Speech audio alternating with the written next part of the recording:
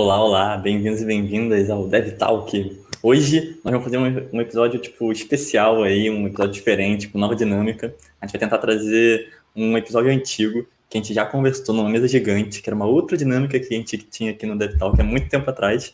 E aí a gente quer saber o quanto a gente mudou. Então, para falar sobre tudo isso, né? Eu, como sempre aqui, Miguel, falando, enfim, fazendo essa mediação sobre o DevTalk, sobre os temas de desenvolvimento de jogos para vocês. E também os meus amigos, parceiros, né? Primeiro o Padu, que está sempre aí comigo agora, como meu novo parceiro do DevTalk. Se apresenta aí, Padu. Opa, fala aí, pessoal. Agora já estou aqui todo domingo com vocês. Estão tendo que se acostumar já com a minha presença aqui. Muito bom estar com vocês de novo. E aí, é porque já me criticaram, entendeu? Porque eu falo, pô, mas eu tô sempre lá também, e aí eu vou ficar falando o que eu faço, tem que falar o que faz, entendeu? Quem é você, Padu? Se alguém chegou aqui pela primeira vez e não sabe o que é Daily Talk, quem é você, o que você faz e por que você é desenvolvedor de jogos, sabe? Por que você não é pedreiro? Então, estou aqui porque sou empreendedor na área de games também. Estou à frente da Delta Arcade, que é um estúdio de desenvolvimento de jogos aqui no Rio de Janeiro. E a minha paixão é empreender e principalmente com jogos. Então, é por isso que eu estou aqui. Maneiríssimo. E aí, é claro que eu tinha que trazer um terceiro convidado para ajudar a gente a falar. Uma pessoa, inclusive, que talvez porque a gente não ouviu o que a gente vai ouvir antes, né? Aqui na surpresa, na arte da improvisação, nosso querido amigo Alex Kuroda, que atualmente é game designer na Little Giants. Sim, a Little Giants, a antiga parceira empresa que fazia o DevTalk. Se apresenta aí, Kuroda, diga pra galera quem você é, o que você faz. Além de ser game designer, obviamente. Eu sou. Oi, gente, tudo bem? Meu nome é Alex, mas todo mundo conhece como Kuroda aqui, no Discord e na internet no geral. Como o Miguel falou, eu sou game designer na Giants, já tem um tempinho, já desde esse programa que a gente vai ouvir agora até agora já aconteceram muitas coisas. Então, eu também edito os cortes aqui do DevTalk. É verdade. Então, estamos aí também. Se você tá ouvindo os cortes, né? Se você não tá ouvindo, começa a ouvir, porque aí, ó, trabalho do cara, tem que valorizar. E se você já estiver ouvindo... feedback, inclusive. Olha só, já deixa o comentário no vídeo, aumentar o engajamento e dar o feedback, duas coisas aí ao mesmo tempo. E aí, sempre lembrar, né? Estão aí me criticando, é importante eu fazer essa melhora, né? Criticando não, dando esse feedback, que se você chegou até aqui, se você está ouvindo esse podcast, ou está vendo no YouTube, está aqui na Twitch, já deixa aí o seu like, a sua inscrição, para fazer parte do YouTube ou do Spotify do DevTalk, e aí receber nossas atualizações toda semana a gente vai lançar um vídeo. Assim, durante a semana no YouTube, a gente lança pelo menos uns 5 vídeos, que são os cortes que o Kuroda faz, mais o episódio da semana. Mas no Spotify tem semanalmente um áudio também, então tem várias coisas aí que você pode acompanhar se você se inscrever com a gente. Agora sim, deixa eu explicar para vocês como é que vai funcionar hoje. Há muito tempo atrás, na mesa gigante, a gente fez um bate-papo que era sobre como estimar prazo e escopo em game dev, né? E aí, a mesa gigante era uma call no Discord, onde todo mundo podia entrar com o microfone aberto e falar sobre o que sentia, né? O que entendia desse assunto. Nesse caso, estimar prazos e escopos. Então, eu pedi para um dos membros do DevTalk ouvir todo o episódio desse podcast, porque ele tem mais de 1 hora, né? Então foi muita gente conversando, e escolher alguns cortes para que a gente pudesse comentar e aí entender o que mudou e o que não mudou. Vamos então ouvir o que aconteceu aí nesse episódio há pelo menos 2 anos atrás e o que a gente falou. É a minha voz, tá, também, galera, então eu não tenho o que fazer. Vamos ver. Coisa eu vou fazer um jogo sabendo que eu vou ter mais 3 meses, né? Isso é muito reconfortante saber que você tem mais tempo. Então, não ser um problema, adiar, é de fato uma resposta válida, beleza? Acho que estamos aqui para discutir se isso realmente é um problema também. É claro que essa questão de adiar, ela pode garantir essa fala de a gente tem mais tempo, o jogo vai ficar melhor, etc, etc, etc. Mas, primeiro de tudo, para isso ser uma realidade, você precisa ter dinheiro. Então, dependendo da realidade que a gente estiver falando, numa grande empresa como a CD Projekt, por exemplo, que já lançou vários jogos de sucesso, é tranquilo, eles têm dinheiro para pagar mais gente, né? Enfim, mas talvez numa pequena empresa não seja essa a realidade, né? Você tem que pagar não só o salário dos seus funcionários, né, da sua equipe, seja funcionário ou não, mas você tem que pagar seus custos fixos, enfim, os programas que você usa, enfim. Mas acho que além disso, além do pagamento, que é algo essencial na sociedade que a gente vive, mas isso pode também ser só uma desculpa para que esse ciclo ele se repita novamente no futuro. Para que você chegue hoje, faltando 2 semanas, eu chegue e fale, vamos adiar mais 3 meses do projeto, porque isso vai fazer o jogo ficar melhor. E daqui a 3 meses, quando faltarem 2 semanas de novo, eu falo a mesma coisa. Então esse ciclo ele pode se repetir sim, e inclusive é uma das grandes armadilhas, né? Essa questão do vou adiar o meu projeto mais um pouco. Mas beleza, falei de vários problemas e agora eu vou tentar trazer algumas soluções para a gente poder debater. Então, as soluções vieram depois, a gente quer falar primeiro dos problemas, obviamente. Então, gente, para quem não sabe, o que aconteceu desse momento até aqui, a CD Projekt não adiou mais uma vez o projeto dela, e aí o Cyberpunk foi uma porcaria, tá ligado? Nessa época não nem se falava de tanto lançamento do Cyberpunk, ele era um sonho, tá ligado? Exato. Então, isso mudou, mas a realidade, né, a consequência disso, pelo que parece, foi a mesma. Tipo, talvez eles tenham fugido desse loop de adiar e melhorar, porque sempre pode ficar pior, quer dizer, melhor. Mas por não fazer isso, eles entregaram um jogo que não fez muito sentido. Mas isso é uma realidade AAA, a gente pode comentar sobre ela também. Mas o que vocês sentem sobre essa questão de o ciclo vicioso de adiar para ficar melhor numa pequena empresa, uma empresa indie, que é a nossa realidade?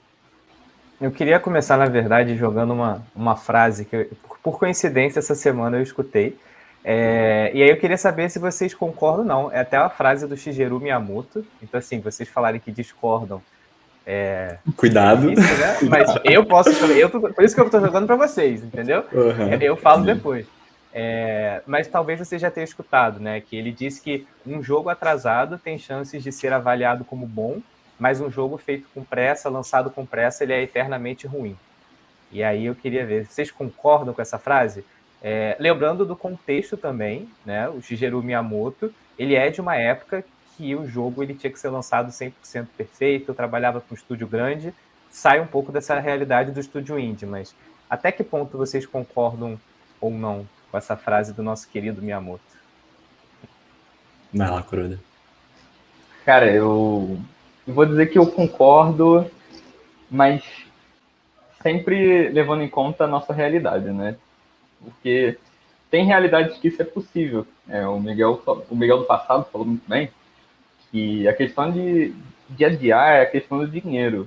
E eu acho que é um requisito muito grande você, tipo, você atrela muitas coisas à entrega do jogo, seja marketing, seja até o andar de outros projetos. Então, a partir do momento que você adia algo, muita coisa se desencadeia. Acho que, na visão de dev, eu não curto adiar, não curto a ideia. Eu acho que tô ali concordando com o Miguel do passado de que acaba virando um ciclo vicioso. Mas concordo que a primeira impressão do jogo é a que fica, né? E aí, Cyberpunk aí, apesar de 1000 atualizações falam que ele tá melhor, tem gente que não fala aí, fica esse meio que estigma do lançamento dele. Então, assim, meio a meio. Vamos ficar aí no meio a meio. Sim, mas não. E você, Miguel? Fui atualizar rapidamente aí a galera. Então, eu discordo completamente. Eu acho que, é claro, né, é o Miyamoto, é difícil a gente discordar dele, mas é uma outra realidade, como você falou, né, é uma outra época, e aí talvez traga para uma realidade hoje que as pessoas estejam até indo para o extremo disso. Tipo, eu acho que quanto antes você lançar o seu jogo, quanto antes você lançar o seu jogo, mais rápido você vai ter o feedback do seu público sobre como o seu jogo tá, entendeu? Então, na realidade, sei lá, mobile ou até de pequenos jogos indies para computador, tipo, colocar o jogo na mão do seu jogador é muito importante para você saber o que você está fazendo. Para você saber se você está fazendo o que eles querem ou se você está fazendo o que você acha que eles querem, né? É você, novamente, mitigar riscos. Então, assim, de novo, eu acho isso muito importante, por isso que eu discordo do Miyamoto. Não acho que o jogo vai ser eternamente ruim, entendeu? Ele vai ser, tipo, ele pode começar ruim e aos poucos você ir melhorando. Tem aí o No Man's Sky, que ganhou o prêmio de melhor jogo ongoing aí na última VGA. Tem o Sea of Thieves, que, tipo, foi super hateado no começo. E aí sempre tem um pico, assim, de gente voltando porque descobre o jogo de novo. Então, dá pra dar vários exemplos sobre isso. Eu acredito que Cyberpunk vai ser um desses jogos também, que daqui a 2 anos, 3 anos talvez, as pessoas vão, pô, Cyberpunk, né? Deixa eu ver o que aconteceu com ele, vamos ver. E aí, de repente, ele, pô, estoura, vira um boom. Então, acho que é muito difícil falar que vai ser eternamente ruim hoje em dia, mas, ao mesmo tempo, eu acho muito ruim como o novo ciclo que está se criando, onde as empresas só jogam, só lançam jogos incompletos. Tipo, tudo tá sempre em Early Access, e aí isso é sempre uma desculpa pro jogo ser bugado, pra ele não funcionar, pra ele tá, tipo, horrível, sei lá. Tinha um jogo que eu tava muito hypado recentemente, que foi o Dungeons and Dragons Dark Alliance. Mano, é um grande, tipo, é uma grande IP, todo mundo conhece Dungeons and Dragons, com uma dinâmica totalmente, a promessa, né, era que era uma dinâmica totalmente cooperativa, super interessante pra você jogar desde o primeiro dia na Game Pass, né, então não era, você não precisava pagar 70 conto pra ter o jogo, você podia pagar ali os 10, 20, 30 reais, se não me engano, pra mensalidade da Game Pass, e o jogo tava todo bugado, era impossível jogar, era muito lag, as coisas estavam todas bugadas, então e isso, assim, eu tô dando um exemplo, né? Um exemplo que aconteceu comigo, mas eu poderia dar muitos outros de jogos que estão nessa nova pegada de vamos lançar de qualquer jeito e aí tá em early access que as pessoas vão perdoar, tá ligado? Então, é também entender como você chega no meio termo do early access para botar na mão do seu jogador, mas também não esperar para sempre, né? Para, enfim, colocar só quando tiver perfeito.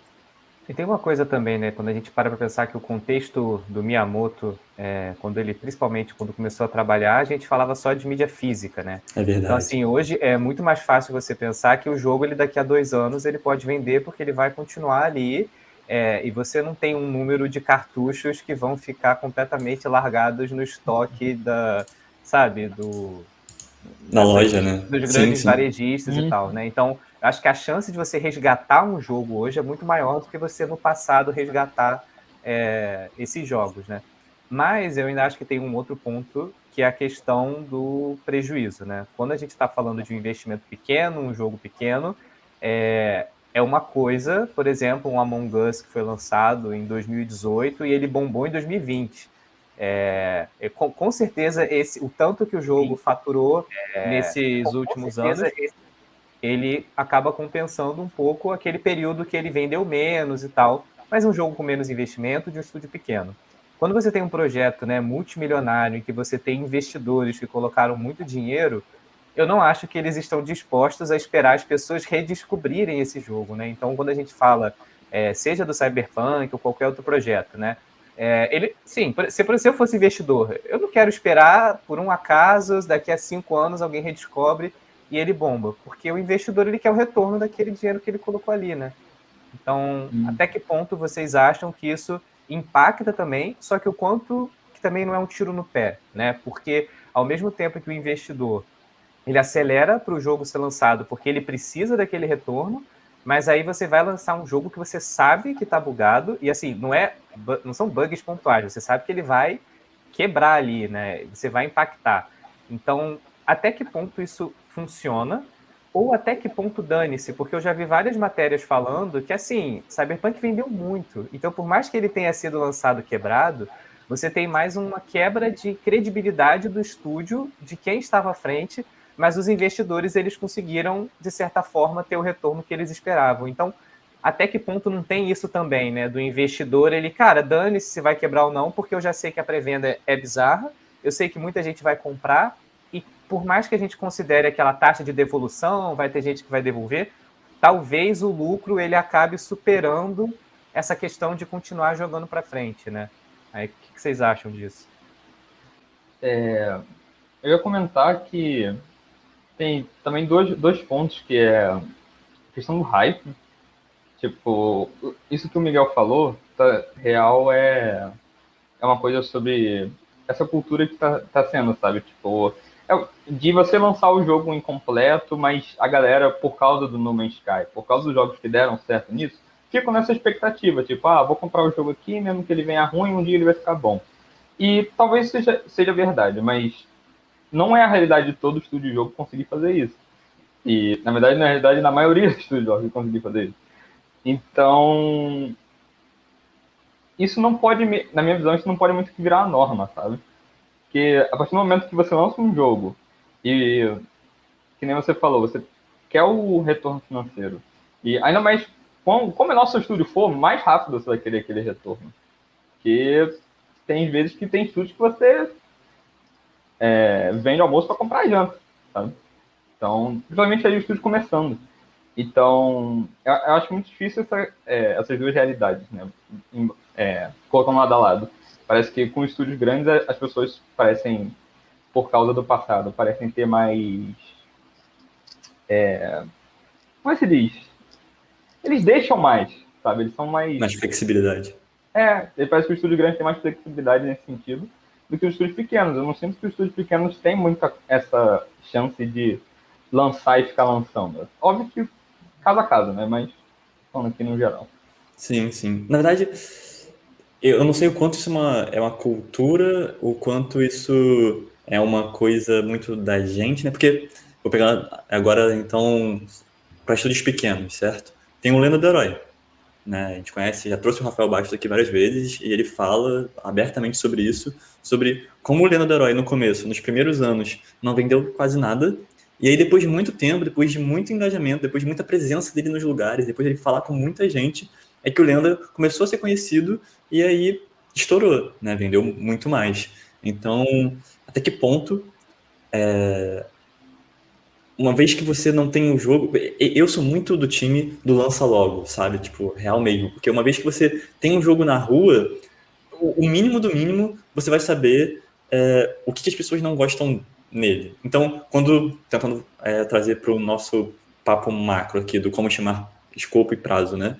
Quando você for estimar o seu prazo, quando você for pensar no seu escopo, pensa, obviamente, no mínimo produto viável, mas pensa em alguma coisa que as pessoas podem jogar, sabe? E aí não precisa, tipo, tá perfeito, tá bom, mas colocar na mão da galera e ver o que as pessoas falam. É o que, por exemplo, trouxe o Kuroda para Little Giants, né? Então, o Kuroda, ele só é game designer na Little Giants porque em algum momento ele gostou do jogo que a Little Giants estava fazendo, jogou, e aí, tipo, criou-se ali uma comunidade em volta do jogo, e ele fez parte e em algum momento virou game designer. Então, não só das coisas diretamente relacionadas ao jogo, mas sobre tudo. Eu acho que é muito importante você começar a pensar no seu escopo e no seu prazo o mais rápido possível para colocar algo na mão do seu jogador. E aí, se você não for lançar, pelo menos fazer um teste com a galera, sabe? É uma coisa aqui que eu acho que também a gente faltou falar, e é uma coisa que eu acho que é mais importante quando a gente fala de adiar, é por que adiar, né?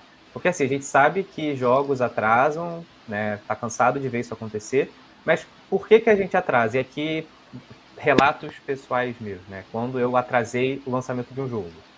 Foi porque durante o desenvolvimento a gente percebeu que o jogo ele estava apresentando mais problemas do que inicialmente a gente imaginou que ele fosse apresentar. Em termos de bug, em termos de escopo, as coisas foram ficando um pouco maiores. E aí a gente se deparou com essa situação. Peraí, ou a gente lança o jogo logo completamente quebrado, ou a gente adia um pouco para ele estar minimamente uma experiência que as pessoas não vão simplesmente dar uma review negativa porque o jogo está quebrando ali logo nos primeiros 10 minutos de experiência.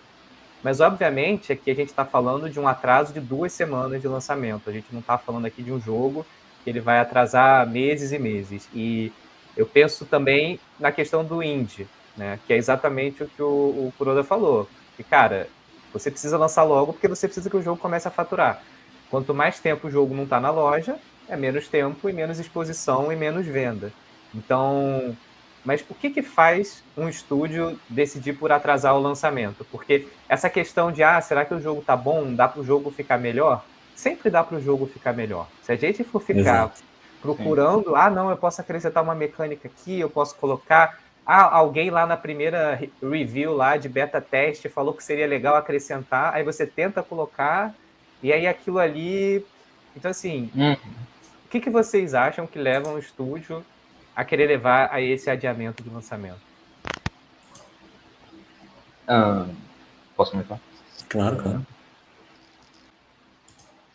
Eu vou falar assim, na questão do indie, somente, que é o que eu tenho mais contato, a real é que quando você faz o escopo, quando você vai estimar mais ou menos quando o jogo vai ficar pronto, você sempre faz uma gordurinha, certo? Que é aqui, se der algo errado, eu tenho esse tempo ainda. Vamos tentar terminar o jogo até sei lá, um mês antes, às vezes até mais, talvez. E aí, quando vem essa decisão de atrasar, eu sinto que aconteceu alguma coisa no escopo que não foi prevista, que nem você falou. Aconteceram coisas, tipo, o design não ficou legal como a gente achou que ia ficar. Os testes estão voltando assim, ainda tem muita coisa errada acontecendo. Então, esse tipo de coisa é o que eu acho que traz esse atraso. Mas ainda assim tem uma outra questão que é que você falou, que jogos, eles são um trabalho iterativo, né? Então, você sempre está trabalhando em cima da sua ideia inicial. Sua ideia inicial geralmente não vai ser o jogo final. Sua ideia inicial é só o começo ali mesmo, que tá perto. Então, durante o desenvolvimento, você conhece seu jogo, você descobre mais sobre o seu jogo, você entende melhor o que é divertido, o que não é. E lá no meio, talvez você descubra algo que seria muito legal se você colocasse. E isso não estava na ideia inicial. Isso não estava naquela previsão que você fez lá no começo. E às vezes vale a pena, às vezes não é. E acho que isso também tem um grande ponto, que você tem essa opção de atrasar o jogo e colocar algo muito legal, que você acha que é legal, né? E lançar atrasado, ou você, tipo, simplesmente corta a feature e prefere lançar o jogo na data marcada, né? Tem esses dois lados da moeda aí, que eu acho que são muito válidos também. Mas acho que a conclusão é que muitas vezes eu acho que é um erro no escopo quando você atrasa um jogo. É algo que deu errado, alguma gordurinha que você não calculou ali, que poderia ter sido melhor revisada, ou não revisaram o escopo no meio do desenvolvimento também, tem essa questão, e por aí vai.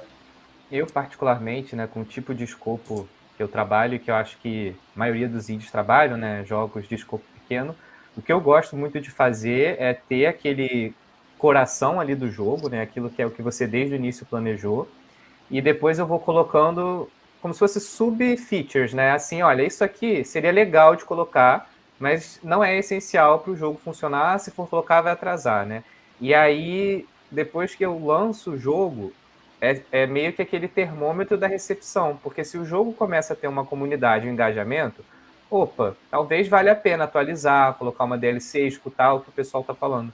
Porque o meu medo, às vezes, é de investir muito tempo num jogo que ele vai ser só um lançamento padrão de indie na Steam, então você vai ganhar aquele faturamento lá embaixo, ok, mas o certo seria já partir para o próximo, para você torcer para o próximo jogo vender mais, né? Ao invés de ficar ali tentando naquele jogo que uma hora eu vou acertar aquele jogo, uma hora aquele jogo vai bombar, mas talvez não, né? E aí eu estou perdendo muito tempo num único projeto. É um preciosismo, né, que você não pode ter no desenvolvimento. Um jogo é um jogo e que nem você falou, quando você sai dele para ir para um próximo, você está indo para o próximo já tendo a experiência desse primeiro. Então, definitivamente, o segundo vai ser melhor. Então, não tem por que ficar investindo muito tempo também nesse primeiro. Essa é a minha visão. Voltando para a pergunta do porquê os jogos atrasam, assim, a gente poderia falar 1001 motivos para um jogo atrasar, né? Desde vai cair um meteoro na Terra amanhã até o meu gato cagou na minha cama, tá ligado? Sim, aconteceu isso comigo ontem, foi horrível, gente.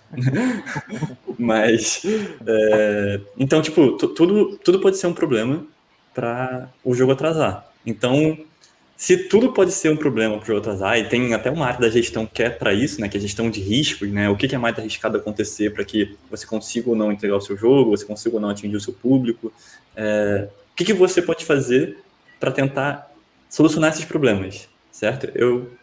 Novamente, você precisa gerir esses riscos, né? Você precisa saber qual a resposta que você vai dar para, por exemplo, se o Kuroda ficou doente, né? O Covid estava aí, por exemplo, cada um de nós podia ter pego Covid, cada um de nós podia ter ficado um mês, pelo menos, aí, uma semana, vacina, né? 2 dias sem trabalhar. E aí, acabou o seu projeto? Você vai adiar um mês por causa disso? Não, né? Você precisa estar preparado para essas coisas. E quanto maior a expectativa que você cria, né, aquela questão do hype que o Kuroda falou, quanto maior a expectativa que você cria em relação ao seu jogo, mais as pessoas vão querer que ele seja bom. Então, vamos supor que qualquer jogo aqui ele vai lançar falhado, beleza? Tipo, as pessoas não vão ter o mesmo hype que elas têm, sei lá, pro meu jogo que elas tinham pro Cyberpunk. Então o problema do Cyberpunk não era ele ser ruim, entendeu? Ele, tipo, ser ruim, ele tá incompleto. O problema é que as pessoas tinham uma expectativa muito maior, e a gente pode entrar. Acho que não vale a pena entrar nesse assunto, né? Mas a empresa criou essa expectativa, beleza? Diferente de No Man's Sky, que a comunidade criou uma expectativa e aí ela não foi correspondida, mas a empresa criou essa expectativa e quando foi para tipo, tentar corresponder, passou longe, passou muito longe. Agora, quando eu sou um desenvolvedor indie e as pessoas não têm expectativa, eu vou de novo bater nessa tecla, né? O melhor jeito de você minimizar os riscos do seu jogo atrasar, é você colocar ele na rua, sabe? Porque eu nunca vou ter o mesmo alcance que uma empresa muito grande. Então, vamos supor que eu lance o meu jogo agora e ele seja horrível, sabe? Ele seja, tipo, uma porcaria, ninguém goste dele. Sinceramente, eu não iria para um segundo projeto, tá? Porque eu acho que um segundo projeto, a não ser que tudo indique que o seu jogo não tem solução, mas um segundo projeto você vai ter que começar tudo do zero, né? E começar tudo do zero é sempre, assim, na maior parte das vezes, sempre é complicado, né? Mas na maior parte das vezes, começar do zero é mais difícil do que você ajustar algo que você já tem, né? Então, vamos supor que eu fiz um jogo de tiro genérico, beleza? Tipo, já tem um jogo de tiro ali. Ele só é genérico. O problema dele é que não tem nada inovador nele. E aí, para eu modificar algo nesse jogo de tiro que torne ele diferente, a proposta no final pode ser horrível, sabe? Tipo, pode ser um jogo de tiro, sei lá, a gente pode falar sobre vários jogos de tiro aí que tentaram inovar e deram errado. Mas, provavelmente, fazer esse jogo foi mais barato do que começar um jogo novo do zero, entendeu? E talvez o motivo desse jogo de tiro ter falhado, esse jogo de tiro que tentou inovar, ter falhado, foi porque eles já tentaram lançar com a inovação e não se predispuseram a, a descobrir qual era a inovação que a comunidade queria, conversando com a comunidade. Então, se eu lancei um jogo de tiro genérico, as pessoas falaram, cara, é só mais um jogo de tiro genérico, você pode perguntar, tipo, tá, então o que vocês acham que pode ser diferente aqui, sabe? É claro que você pode perguntar para a comunidade, tem um game designer também que pode dar, tipo, direcionar melhor essa conversa, mas é sempre sobre perguntar o que as pessoas querem. E aí você tem que também começar a mensurar, que eu acho que é isso, né? Tipo, a empresa indie ou a empresa grande, começar a mensurar quantas pessoas você quer alcançar com essa ideia. Porque se eu tenho um grupo de 10 pessoas, essas 10 pessoas, 5 falaram que querem um jogo de tiro com mecânicas de hack and slash, 3 falaram que querem jogo de tiro com plataforma 3D e 2 que querem jogo de tiro com jogo de luta, você tem que também fazer uma pesquisa aí de tipo, tá, eu vou para o que a galera mais quer, né? Assim, isso é um indicador muito simples, né? Do tipo, tá, 5 pessoas querem um jogo de tiro com hack and slash, então mais pessoas vão querer jogo de tiro com hack and slash, vou fazer esse jogo que ele vai vender mais. Mas às vezes, as pessoas também não medem. Nossa, tô falando bastante, né? Desculpa. Mas as pessoas não medem nichos, né? Eu gosto muito, hoje em dia, eu tenho muito mais uma pretensão não, mas uma inclinação a fazer jogo de nicho, onde as pessoas são um grupo muito menor, mas eles são muito mais comprometidos do que fazer um jogo generalista, né? Onde o jogo que todo mundo quer. Porque para fazer um jogo que todo mundo quer, tem tipo as grandes empresas que fazem os jogos AAA que são generalistas e tem tudo que todo mundo quer.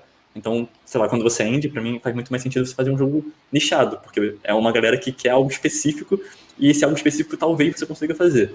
Mas enfim, é isso. Pra mim, mitigar riscos é botar logo, quando você é indie, é colocar logo o jogo na mão da galera, e aí assim você vai reduzir os riscos de você errar o seu prazo, errar o seu escopo, gerenciar hype, é sempre sobre isso.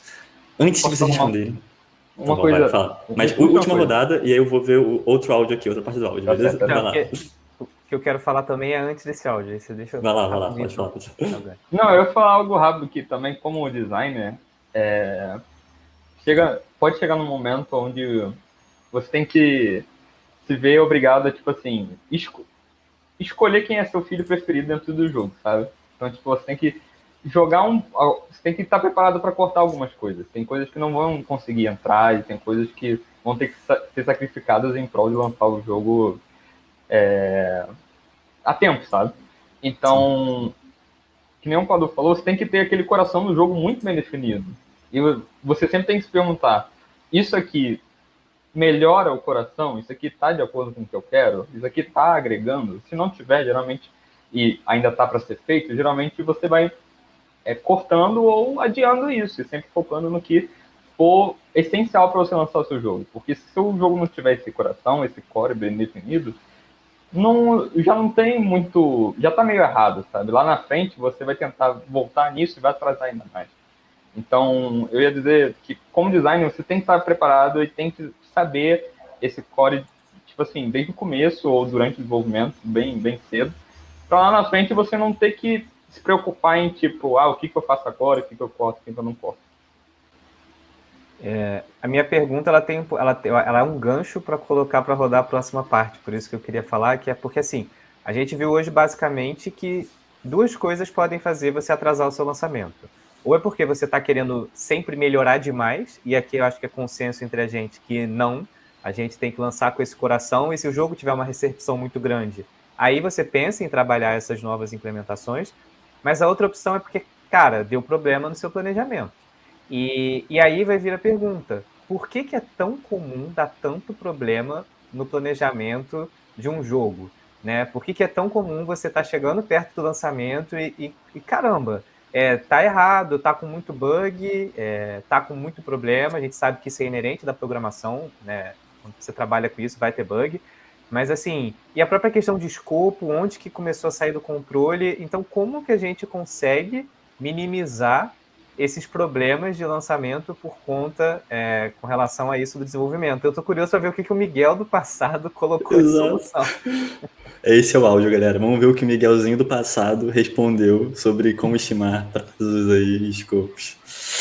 Ai, meu Deus, que medo. Isso nem lidar com esses problemas. Mas, no começo do projeto, você tem, na minha visão, duas principais escolhas para tentar mitigar o risco de você errar no seu escopo e prazo, né? Que são o Cascata Mode, onde você vai lá no início, e a gente já falou uma mesa sobre isso, curiosamente, mas o Cascata Mode, onde você vai lá no início, com toda a sua equipe de pessoas especializadas no que elas fazem, falar, galera, eu tenho que entregar isso no meu projeto para ele existir, e vocês têm que me dizer em quanto tempo essas coisas são feitas. Agora que vocês me disseram em quanto tempo essas coisas são feitas, eu coloco uma depois da outra e vejo quanto tempo essas coisas vão, no total precisam para ser concluídas. Então, se eu tenho um personagem, milhões de assets, animação, etc, eu sei que eu vou demorar 6 meses para fazer o meu projeto. Isso contando as coisas que você não sabe que você precisa, né? Porque tô partindo do pressuposto aí que você sabe tudo que tem que ser feito e a sua equipe sabe também fazer tudo que você precisa que seja feito. Então, nesse cenário, o Cascata Mode, ótimo, perfeito, ele vai te ajudar a saber quanto tempo você precisa. Nossa senhora. Miguelzinho, coitado, iludido, achando que Cascata Mode ia salvar o mundo. Tem uma outra parte aqui, de acordo com o nosso cortador de áudios, que a gente fala sobre o Scrum, que teoricamente é a nova defesa. Quer que eu coloque ele antes da gente continuar? Sim. Vamos ver? Tá bom, peraí. Que tenso. Se eu ouvir ainda. Vamos ver. Fazendo mais jogos. Show. É assim que eu termino a minha indagação. Sintam-se livres aí para levantar a mão, se já não levantaram. E aí, é isso aí, levantem a mão e aproveitem esse momento. Eu quero só te perguntar uma coisa. Você falou do Cascata Mode e do Scrum Mode. E pra mim, não sei se eu perdi um pouco do que você disse, porque, sei lá, posso ser meio distraído. Mas no Scrum Mode, como é que você tem uma ideia de para onde você tá indo, onde você quer chegar e quando? Ou você simplesmente só cruza os dedos e torce para em tempo hábil ter algo bom? Eu acho que como... Depois eu passo a falar para o Daniel, mas eu acho que como produtor, e é por isso que eu sinto que nessas horas, né, o dono do produto, ou o gerente do produto, ele tem que ter bem clara a visão do que ele quer para o produto final, porque essa é a visão que vai guiar o projeto, saca? Por isso que o cargo dele, no meu entendimento, é muito importante, porque se ele não for uma pessoa com experiência e noção de experiência de mercado e noção de mercado que o produto dele está inserido, ele vai guiar o projeto para o caminho errado. Então, no caso do Cascata Mode, ele tem que saber quais são as coisas que você precisa cortar, que vão manter essa noção de mercado vai manter o seu produto dentro dessa noção de mercado que ele possui, e no Scrum Mode ele tem que pensar nas melhores features que tem que ser feitas primeiro para continuar agregando, mas primeiro que façam sentido para o seu projeto zero, né, para o seu protótipo zero, para continuar agregando valor à noção de mercado que ele tem. Então, eu diria que é isso. É isso, galera. Miguelzinho já falou, agora tá a vez de vocês. Ia ser trucidado vivo por quem defende Scrum hoje, né? Exato. E aí? Ele falou um pouco sobre... Eu falei um pouco sobre isso do coração, né? Eu acho que no final foi isso. Uma relação muito forte, né? Você hoje, Miguel, você ainda defende a metodologia cascata? Ou já mudou? E por que mudou, né? Talvez que seja mais interessante perguntar. Nossa, eu acho que, de novo, são as incertezas, né? Acho que o maior inimigo de um projeto são as coisas que você não consegue controlar. Porque as coisas que você não consegue controlar, as coisas que você não sabe que você não consegue controlar. E aí, que são incertezas. E aí, a única forma de você lidar com essas incertezas que você tem é colocando as coisas na mão do consumidor o mais rápido possível. E no Cascata Mode, né, na metodologia de organização de projetos Cascata, Powerfall, você não tem, você demora muito, né? Você tem que esperar que todos os processos sejam feitos para poder chegar na mão do consumidor. E no Scrum, a ideia dele é justamente que a cada semana, a cada sprint, você vai ter isso na mão dos stakeholders. Então, para mim, parece fazer muito mais sentido hoje em dia. E eu descobri isso justamente fazendo o Cascata e o Scrum, né? Quando eu coloquei... Assim, eu sou uma pessoa muito difícil de lidar também, ok? Tem algumas coisas aí que eu gosto de ser convencido, acho que essa é a parada. Então, se você falar pra mim, isso aqui é o melhor, às vezes eu não vou só aceitar isso, eu gosto de ver, ou comigo mesmo fazendo, ou alguém fazendo, para ver que dá errado mesmo. E aí, na questão da metodologia de organização de projetos foi justamente essa, né? Primeiro eu fiz Cascata e vi quais eram os benefícios e malefícios dele, depois eu fiz Scrum e vi quais eram os malefícios e benefícios. E aí, enfim, Scrum superior, sempre. Mas vocês usam o quê? Eu, particularmente, prefiro trabalhar com Scrum, e assim, muito por essa questão da flexibilidade também, de eu achar que é uma metodologia que permite você lidar mais com incerteza. E eu acho que quando a gente trata, tanto em qualquer tipo de software, mas acho que principalmente também games, a gente acaba lidando muito com isso e a gente precisa estar preparado para esse tipo de mudança. E quando você tem etapas muito pré-definidas e que uma depende exatamente de você finalizar a outra, né? E você só conseguir, quando termina aquilo ali, ver como é que vai funcionar. Eu acho que o meu maior medo é, cara, o tempo que você pode perder, né? E até de você também conseguir se adaptar a novas oportunidades. Há pouco tempo eu estava lendo um livro que falava sobre Scrum também, e o autor ele dá um exemplo exatamente disso, de que vários setores da empresa estavam fazendo projetos e só uma estava fazendo com Scrum, e todos os outros estavam trabalhando com Cascata.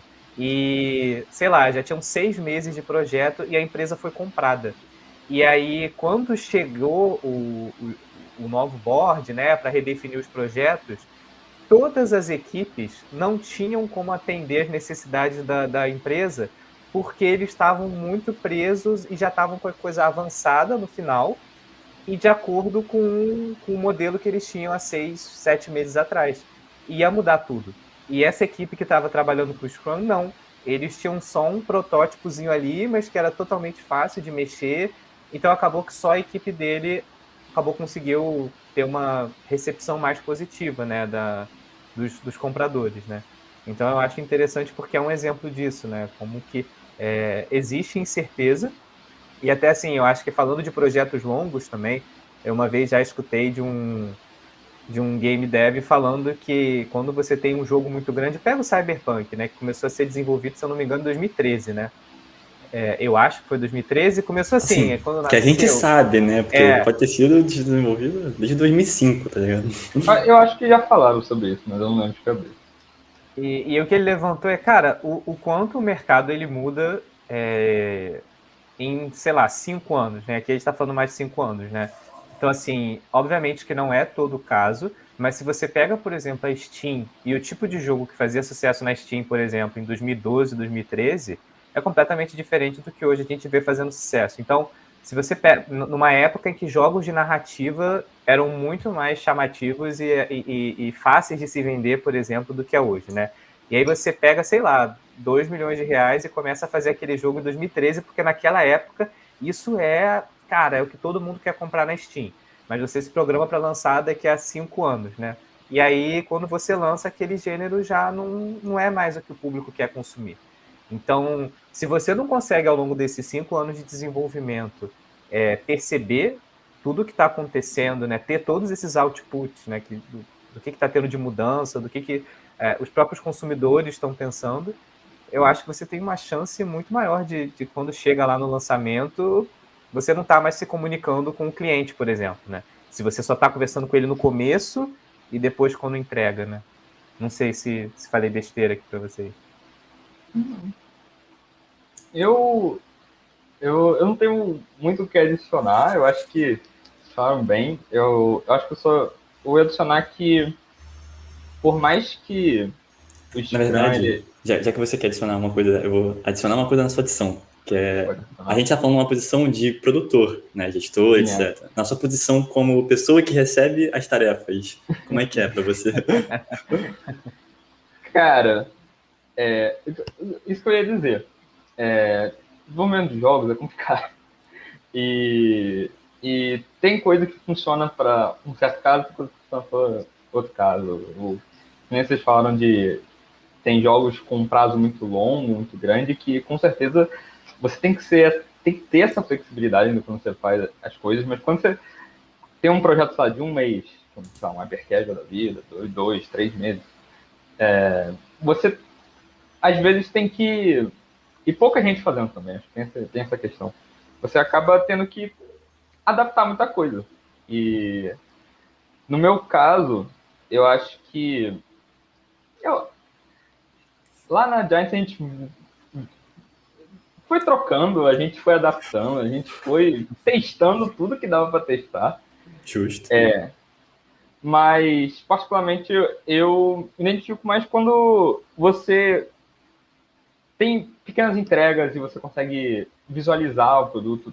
Cada semana você está ali vendo e você consegue discutir, debater. Essa é a melhor parte é o melhor jeito de fazer, no meu final. Eu diria que na posição de quem recebe tarefa também existe uma dualidade muito forte aí dessa questão da segurança, né? Porque ao mesmo tempo que semanalmente você tem mais liberdade para criar suas tarefas e a sua rotina pode mudar em um determinado espectro aí, né, dependendo do que você estiver fazendo, o Cascata, o Towerfall, ele te dá muita segurança porque você sabe o que você vai fazer, sei lá, pelos próximos 3 meses, sabe? Tipo, se você quiser saber, o que eu vou precisar fazer em agosto de 2021, tá, deixa eu ver aqui se eu posso planejar as minhas férias, sabe? Porque em agosto de 2021 eu vou estar fazendo personagem.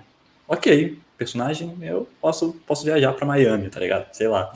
Então, talvez essa questão da segurança para quem recebe as tarefas seja interessante no Cascata, né? No Scrum você não sabe. Tipo, pode chegar em agosto, você vai estar fazendo até outros jogos, porque as coisas mudaram. Você viu que as coisas não estavam caminhando bem pro jogo que você está fazendo agora.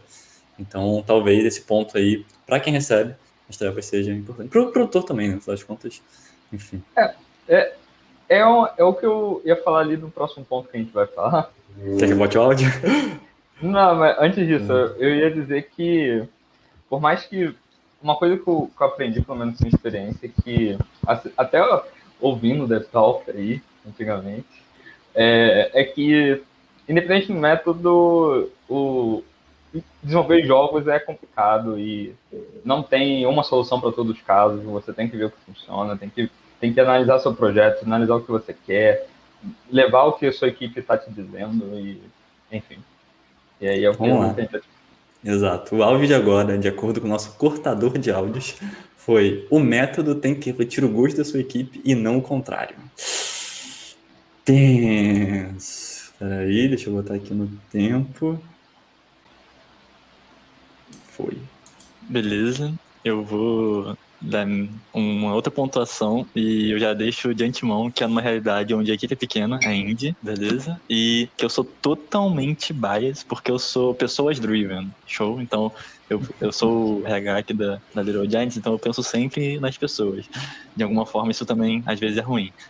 O meu entendimento é que não importa o projeto, não importa se ele é, sei lá, de 2, 3, 4, um dia, anos ou um dia, o que importa é como a sua equipe funciona. Porque, ao meu ver, se a sua equipe funciona com Scrum e você quer mudar para Cascata porque você acha que é melhor, tipo, provavelmente você está errado. Porque você vai fazer todo um processo de adaptação da equipe para algo que talvez eles não queiram. E quando uma pessoa não quer uma coisa, ela, tipo, ela tem mais dificuldade para aprender, tá ligado? Só para implementar uma nova metodologia que você encontrou na internet, por exemplo, ou num livro, e que parece ser mais interessante. É claro que tem casos e casos, porque você também não pode estagnar, né? Desse jeito aqui funciona, e por isso eu vou ficar desse jeito para sempre. Eu acho que isso é estagnar, é você não querer aperfeiçoar o que você faz, mas eu acho que antes de você propor qualquer mudança, você tem que ver com a sua equipe qual o valor que eles veem nisso, beleza? E aí, por isso que,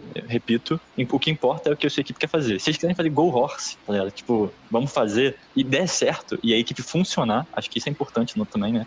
Você entregar o que precisa ser entregue, então vai Go Horse. Se você quer... Se a sua equipe quer fazer Scrum porque todo mundo é ágil e é isso aí, vai ágil. Acho que o mais importante é as pessoas estarem motivadas a fazer o que elas têm que fazer, entendeu? E aí, aperfeiçoar o que está sendo feito é parte, sei lá, acho que do indivíduo de cada um, saca? Se a gente está fazendo o Scrum, mas a gente não consegue entregar o que a gente precisa entregar, sentar com a equipe. E eu tô, de novo, indie, show? Não grandes empresas, porque grandes empresas e grandes burocracias. Mas se você não consegue sentar com a sua equipe e mostrar pra galera que, por exemplo, não vamos conseguir entregar se a gente continuar fazendo desse jeito. Vocês estão vendo aqui que não fazer retrospective toda semana tá fazendo a gente criar vários burburinhos dentro da equipe, informações ficarem desconectadas e isso prejudicar o projeto. A galera vai falar, eu enxergo isso, ou não, eu não enxergo isso. E cada um vai colocar seus argumentos para ver o que é melhor, entendeu? Porque, no final, se tá todo mundo ali, indie, junto, beleza, irado, fazendo o trabalho junto, eu sinto que essa abertura e esse espaço para a equipe decidir junta qual a melhor coisa para ser feita e as pessoas levantarem argumentos o que deve ser feito de fato é o ideal, entendeu? Por isso que eu, particularmente, não recomendo, sendo pessoas driving, beleza? Eu recomendo você escolher o que for melhor para sua equipe, não o que for melhor para o projeto, porque ferramentas, para mim todas essas coisas são ferramentas, metodologia ágil, Scrum, Cascata, Kanban, o que você quiser, é tudo tipo ferramenta. E quem usa as ferramentas são as pessoas, né? Então, esse é o meu entendimento. Miguelzinho. Sim, acho que você falou coisas muito interessantes ali, mas eu acho que tudo também depende, justamente do que você falou, a gente está falando de uma empresa indie, né? Porque se você está começando um projeto, por exemplo, você, Miguel, está começando o seu projeto, você quer aplicar de uma maneira. Existe também você procurar perfis que se adequam para como você pensou aquele projeto. Eu acho que é completamente diferente de quando você tem uma equipe que está junta e vocês querem encontrar um projeto que consiga ter sinergia entre a maneira de trabalhar da equipe. Eu acho que são coisas diferentes. Pessoas têm perfis diferentes e pessoas têm que entender que nem todo mundo é adequado para todo tipo de tarefa ou projeto. Então, assim, existem projetos que você vai ter que lidar com prazos apertados, sim, por N motivos. Pode ser porque você recebeu um fomento, então você tem que entregar aquele projeto no período X e você não tem opção de adiar o lançamento, por exemplo. Então, ou quando você tem um aporte de investidor, ao mesmo tempo não, ao mesmo tempo você pode ter juntado com um grupo de pessoas que você conheceu, as pessoas são muito capacitadas, e você está pensando assim, cara, qual projeto que eu consigo montar para fazer essa equipe trabalhar bem? Então, eu acho que tudo depende, e o mais importante é você ter uma liderança que escute todo mundo, consiga entender tanto as dores quanto as forças de cada um, então onde cada um é bom, onde cada um é ruim, e é isso. Eu acho que numa equipe pequena é difícil, porque quando você tem uma empresa maior, você consegue alocar pessoas para posições que mais se adequam ao perfil dela. Então, você fala que grandes empresas, grandes burocracias, mas eu acho que nesse ponto você tem a vantagem de que, óbvio, uma empresa que cuida do seu funcionário, porque a gente sabe que isso não é a realidade de toda grande empresa, né? Sim. No mundo dos games, a gente está cansado de ver relatos de situações tóxicas e tal. Mas o certo seria esse. Se você tem uma grande empresa, você pode alocar as pessoas para posições. Líderes fazem isso, alocar boas pessoas para posições em que elas consigam render mais e se sintam felizes. Mas e quando e aí eu faço até essa pergunta para vocês, e aí pensando em quem está prestando serviço e para o Miguel como produtor também, né? E quando você tem um projeto e você não tem essa opção? Porque eu entendo que a gente vai procurar fazer o melhor possível, mas primeiro você nunca vai ter uma equipe que todo mundo funcione igual. Então, às vezes, o seu game designer ele trabalha melhor com ágil, mas a sua artista não. Ela não consegue desse jeito. E aí? E você vai trocar de artista? Mas como é que funciona? Ou não? E se é uma equipe que já foi pensada para funcionar junta, não é só uma terceirização que você pode trocar. Então, como que você lida com isso, de você ter pessoas que funcionam diferentes, e também atendendo se você tem um projeto X que não pode mudar. Porque se eu posso escolher o melhor projeto para aquela equipe, ótimo. Mas e se não? E se eu preciso ter aquele projeto? Como que vocês acham que vocês conseguem sim fazer a equipe funcionar melhor para as coisas que são impostas, né? E não para aquilo que a gente tem toda essa liberdade de trabalhar. Posso falar? Eu comentar então. Eu vou falar minha experiência pessoal mesmo, de que eu, mesmo na própria Giants, a gente, que nem eu falei, a gente foi testando várias coisas diferentes. Variações, você corta um jeito, bota outro, inventa coisa do nada. A gente foi testando. E, na minha visão, que nem você falou, no exemplo, por exemplo, o designer está acostumado com uma coisa, o artista está com outra.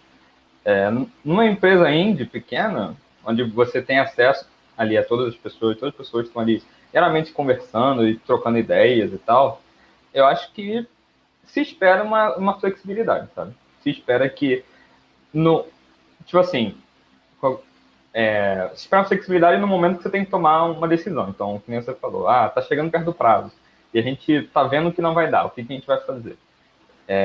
Nessas horas você tem que replanejar, basicamente. Tem que botar na mesa os seus objetivos, o que a gente quer conseguir, e escolher o que for melhor, basicamente. Mas, para mim, o importante é que todo mundo concorde no final. Por mais que não seja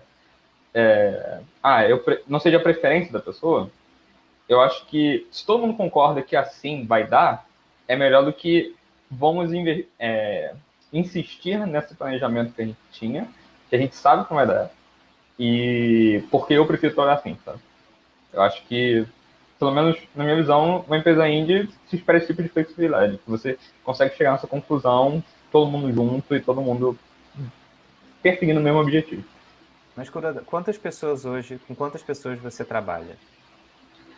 Hoje, a gente está reduzido, a gente está com 4 só, contando comigo, mas a gente já teve mais. Eu tô perguntando isso porque, assim, pensando, todo mundo concorda, né? Mas, assim, um estúdio indie, ele pode ter desde uma pessoa sozinha, 5, mas, assim, um estúdio 30. com 15 pessoas, nem fui para tanto, 15 pessoas, 15. 10 a 15, ainda é um estúdio indie, você pode ter 15 colaboradores. Eu acho muito difícil você ter 10 a 15 pessoas em que todo mundo concorde, né? E aí, como que você acha que, nesse caso, poderia ser o melhor caminho, né? Você acha que é confiar numa liderança, alguém da equipe que você saiba que está escutando todo mundo e você confia que aquela pessoa está tentando chegar no melhor caminho para a equipe como um todo? Ou você acha que tem que chegar num consenso a qualquer custo? Assim, o que eu não sei, eu falo que a qualquer custo porque é difícil, eu não consigo imaginar 10 a 15 pessoas, todo mundo estando de acordo. Eu acho que sempre vai ter alguém ali que talvez não ache que é o melhor caminho. Uhum. Cara, eu acho que nesse caso, eu acho que é importante ter alguém para bater o martelo, vamos dizer assim. Então, digamos que, tipo assim, tem 15 pessoas, mas, sei lá, dentro da galera de designer tem o lead designer, né?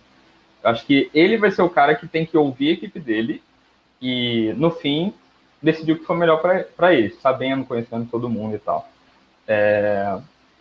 Mas a partir do momento que você tem pessoas postas em lideranças, é pressuposto que a equipe confie no líder, né? Se isso não está acontecendo desde antes, já está alguma coisa pior, tá acontecendo. Mas quando você tem pessoas na liderança e elas têm que tomar alguma decisão, elas vão ter que tomar uma decisão, sabe? Não tem para onde fugir. Então, na minha visão, essas pessoas têm que concordar nos objetivos, as pessoas da liderança. Elas têm que deixar bem claro para o resto da equipe o que a gente está perseguindo, por que a gente está fazendo isso. E não ser uma coisa tipo assim, vai ser assim que eu quero. Não. Eu acho que todo mundo tem que estar a par do como foi tomada aquela decisão. Eu acho que eu seguiria nessa linha de pensamento. Acho justo. Questão de transparência, né? Mesmo que exista uma liderança, a transparência de como essa liderança está tomando as decisões é importante.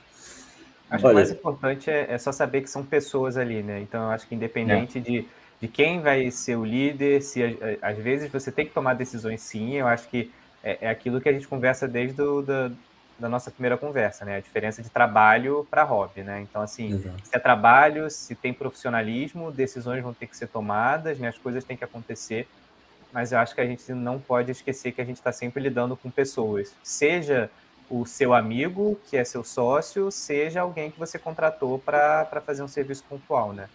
Sim. Acho que isso que nunca pode sair da cabeça de quem está liderando, né? Quem está à frente da equipe. Agora, voltando alguns passos atrás, quando... Assim, eu acho que é importante ter um líder. Esse líder, né, para ele ser de fato um líder, as pessoas têm que querer segui-lo ou segui-la, certo? Em direção ao que está sendo proposto ali.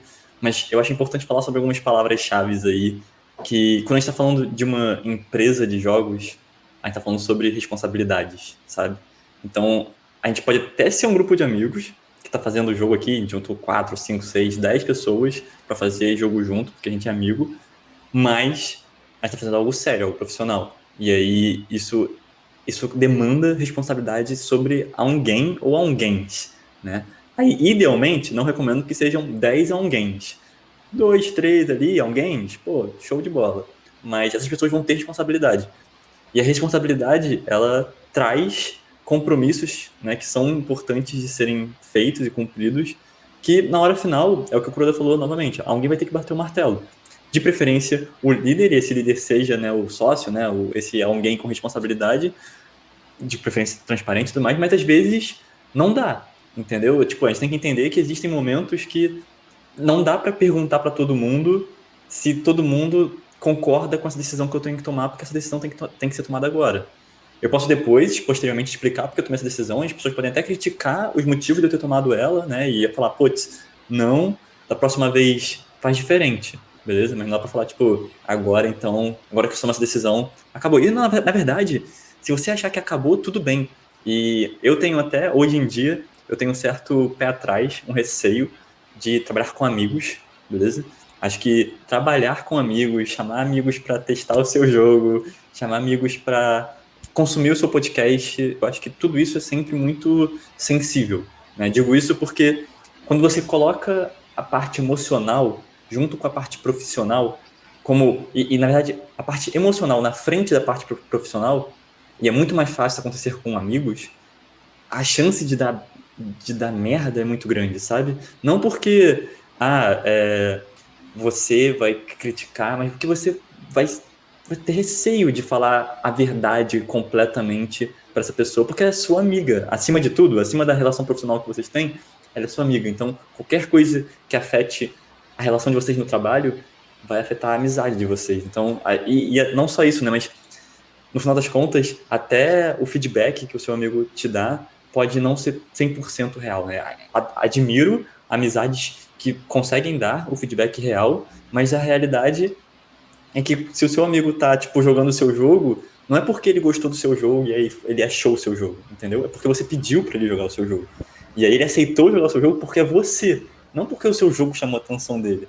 Então, essa estatística, por si só, como game tester, já tá manchada. Já não é 100%, tipo, real, entendeu? E aí, se você começar a pensar no seu jogo baseado em estatísticas de amigos falando sobre o seu jogo, então provavelmente você vai estar se baseando em estatísticas falsas, tipo, em dados falsos. Mesma coisa para, tipo, podcast, se você estiver chamando seu amigo. Assim, pode chamar, não é um problema. Chame seus amigos para ouvir seu podcast, para aumentar o nível de visualizações. Inclusive, qualquer amigo meu, e eu sei que tem alguns aí ouvindo o podcast, eu chamo e tamo junto. Mas, quando você vai pensar sobre a qualidade do seu podcast, né, idealmente, você tem que perguntar para um desconhecido, sabe? Porque o desconhecido não tem nada a perder se ele te magoar. Tipo, você tem que dar o melhor produto que eu, como consumidor, quero consumir, tá ligado? E a melhor pessoa para te falar sobre isso é uma pessoa que só tá ali para consumir o seu conteúdo. Da mesma forma, para fechar, sobre trabalhar com amigos, que é tipo, eu não quero que, se eu falar que você, sei lá, fez um péssimo game design, na moral, Kuroda, estuda um pouco, porque você claramente tá passando o dia jogando LOL, tá ligado? Tipo, é claro que não vou falar isso com qualquer outra pessoa, né, dessa forma, mas estou dando um exemplo extremo aqui. Tipo, sempre tem um pé atrás de estragar nossa amizade. Então, eu não faria com amigos, eu teria, tipo, lideranças claras ali, porque existe uma responsabilidade para ser dada e é isso. E aí, na hora H, se eu tenho que tomar decisão, tá ligado? Infelizmente, ou felizmente, as coisas têm que ser feitas pro bem da empresa, até mais do que a equipe. Você falou uma coisa... Acho que pode falar o Kuroda primeiro, que eu vi que ele tava com o dedo levantado, e depois eu falo. Não, mas eu só ia adicionar um detalhe que também, uma coisa que é muito importante nessas horas também, é flexibilidade. De você dar flexibilidade pro designer, para artista, para tipo assim, para mim isso é muito importante, principalmente, porque tipo, você se organizar. Por mais que a gente esteja mudando o planejamento, eu entendi que eu tenho que fazer XXX, mas tipo, se eu conseguir escolher minha ordem, se eu conseguir, sabe? Porque para mim o problema fica quando você quer quer ficar no micro ali da pessoa, tipo, faz isso, faz aquilo, agora faz isso aqui, agora faz isso aquilo ali. Isso para mim é o pior cenário. Acho que quando você tem que tomar essas decisões, você toma elas, e você direciona para um outro lado, uma mudança, pode até ser radical. O que não pode ir embora é essa questão de, tipo, tá, você tem que fazer isso, agora você se organiza, você faz, você conversa, a gente rola uma comunicação, né, para eu entender o que você está fazendo agora, mas deixar a pessoa seguir o processo dela, porque, como vocês falaram, são pessoas, sabe? Você não pode, não é máquina, você não pode abrir um programa e agora vai fazer dessa forma, sabe? Então, acho que isso para mim é uma parte que para mim é muito importante. Você falou uma coisa, Miguel, que eu acho muito importante, que é essa questão de tomada de decisão, né? Porque em muitos momentos você não tem a oportunidade de simplesmente chegar para toda a equipe, conversar, e aí, o que vocês acham? Eu falo sim, eu falo não, assim, pensando em negócios mesmo aqui, falando puramente da parte de business, tem a maioria das oportunidades, até o que a gente brinca, aquele papo de elevador, às vezes você encontrou alguém ali, trocou uma ideia, e o cara pergunta, e aí, você dá aquela resposta, sim ou não? Né? Se você, às vezes, não engaja em determinadas coisas ali, você não vai ter aquela oportunidade novamente. E aí, obviamente, que normalmente a equipe tem uma pessoa que fica à frente dessa parte mais administrativa, o produtor, né, de gestão do projeto e tal. Até que ponto você acha importante dar liberdade para essa pessoa? Até que ponto você acha que essa pessoa tem que ter liberdade? E aí, pensando muito nisso que você falou, né, do que é melhor para a empresa, né? E até como depois levar isso para a equipe, às vezes alguma decisão que você teve que tomar, alguma coisa que você apresentou, e obviamente pode ser que depois a equipe ache que aquele não é o caminho, e aí tudo bem, você tem que resolver com ela como que as coisas vão caminhar. Mas até que isso, em alguns casos, até questão de ruptura, né? Quando você tem a equipe racha porque... Eu dou até um exemplo do He-Man, que é interessante se vocês pegarem a história do bonequinho, né? Quando eles foram vender, os investidores perguntaram se eles já tinham um desenho.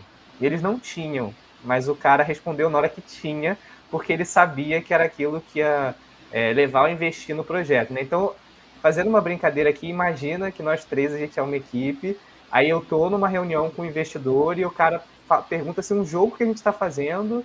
ele vai ser multimídia e vai ter um outro projeto. E eu percebo que se eu falar sim, ele vai dar, sei lá, 5 milhões pra gente. E se eu falar não, ele vai falar, pô, depois a gente vê. E aí eu na hora falo, não, tem sim, e eu me viro com a equipe pra gente dar um jeito de trabalhar nisso.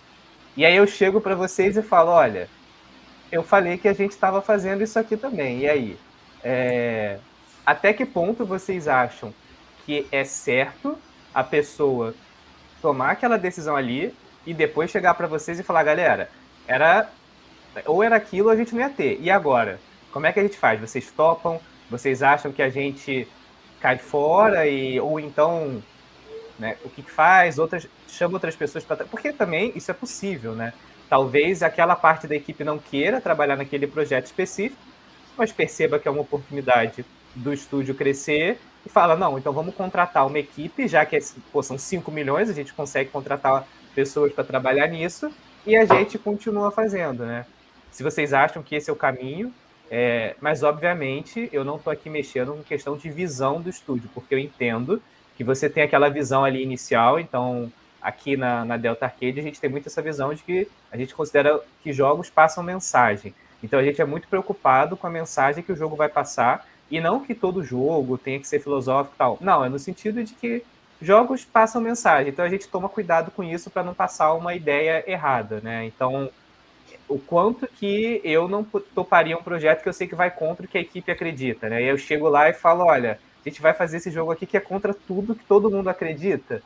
Não, então vai você só como pessoa física, monta um outro estúdio e vai para esse projeto, né? O que vocês acham dessa questão?